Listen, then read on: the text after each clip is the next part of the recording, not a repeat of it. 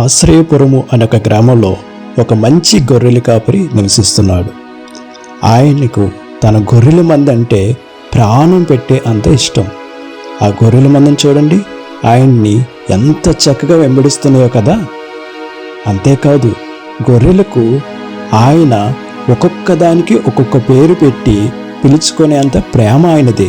తన మంద భయంకరమైన లోకము అనే అడవిలో ఆహారం తీసుకునేటప్పుడు ఆయన అంటే యేసుక్రీస్తు ఎంతో జాగ్రత్తగా వాటిని చూసుకునేవాడు. కానీ మందలో ఒక గొర్రెను చూడండి, మంద నుంచి వేరే వెళ్ళిపోతుంది కదా.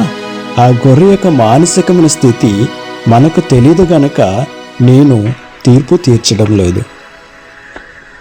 ఆ గొర్రె ఒంటరిగా గాఢాంధకారమైన లోకము అనే చీకట్లో భయంతో కన్నీరు కారుస్తూ నడుస్తూ ఉన్న సమయంలో గర్జించు సింహం ఒకటి, అంటే అపవాది, దాన్ని చంపి తన కాపరి నుండి, అంటే యేసుక్రీస్తు సాహసం నుండి దూరం చేయాలని ఎంతో ప్రయత్నం చేసింది ఆ సింహం.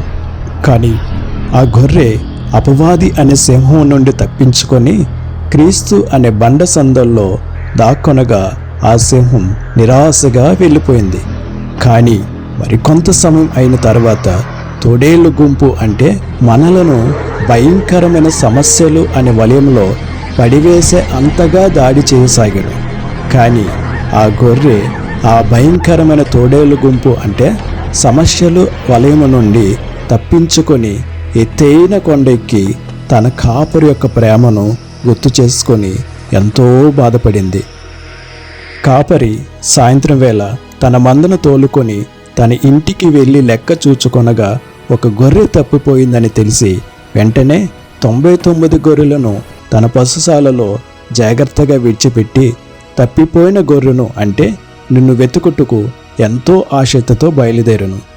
కాపరి తన చేతిలో కాగడా వెలుతురుతో కొండలలో లోయలలో తన ప్రేమించిన తప్పిపోయిన ఆ గొర్రెను వెతకసాగాను.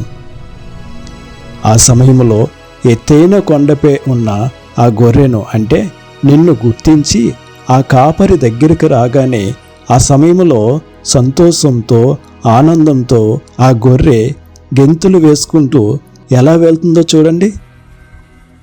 నీవు దొరికావు అనే ఆనందంతో ప్రేమతో ఆ గాయపడిన గొర్రెను, అంటే నిన్ను తన భుజాలపై పెట్టుకొని తన ఇంటికి తిరిగి ప్రయాణమయ్యాడు. ఎంత గొప్ప ప్రేమో కదా ఆయనది. కాపరి గాయపడిన గొర్రెకు మందు రాసేటప్పుడు ఆ కాపరి తనపై చూపిస్తున్న ప్రేమకు ఆనందంతో సంతోషంతో ఆ గొర్రె ఎలా కన్నీరు కారుస్తుందో చూడండి. చివరగా నీవు యేసుని విడిచి వెళ్ళినను ఆయన ప్రేమ నీపై ఒకేలాగా మరి అధికంగా ఉన్నదని గుర్తించుకో. ఆయన ప్రేమ ఎలాంటిది అంటే 99 మంది నీతిమంతులు విడిచి తప్పిపోయిన నిన్ను రక్షించి తన కౌగిటిలో ముద్దాడే అంత ప్రేమ ఆయనది. చివరి మాట, నీవు ఒకవేళ తప్పిపోయిన వాడివైతే ఇదిగో మన యేసుని మాట నీ కొరకు.